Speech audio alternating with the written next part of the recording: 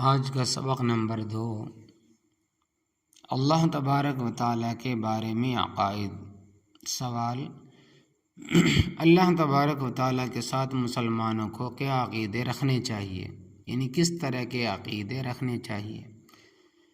جواب: اللہ تبارک و تعالیٰ ایک ہے، یہ عقیدہ رکھنا چاہیے۔ نمبر 2، خدا تعالیٰ ہی عبادت اور بندگی کے لائق ہے اور اس کے سوا کوئی بندگی کے لائق نہیں ہے۔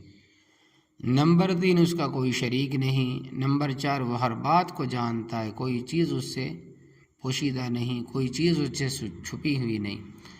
نمبر 5، وہ بڑی طاقت و قدرت والا ہے۔ نمبر 6، اسی نے زمین و آسمان، چاند، سورج، ستارے، فرشتے، آدمی، جن غرض تمام جہان کو پیدا کیا اور وہی تمام دنیا کا مالک ہے۔ نمبر 7، وہی مارتا ہے، وہی جلاتا ہے، یعنی مخلوق کی زندگی اور موت اسی کے حکم سے ہوتی ہے۔ نمبر 8، وہی تمام مخلوق کو روزی دیتا ہے۔ نمبر 9، وہ نہ کھاتا ہے، نہ پیتا ہے، نہ سوتا ہے، نہ اس کو اونگ آتی ہے۔ نمبر 10، وہ خود بخود ہمیشہ سے ہے اور ہمیشہ رہے گا۔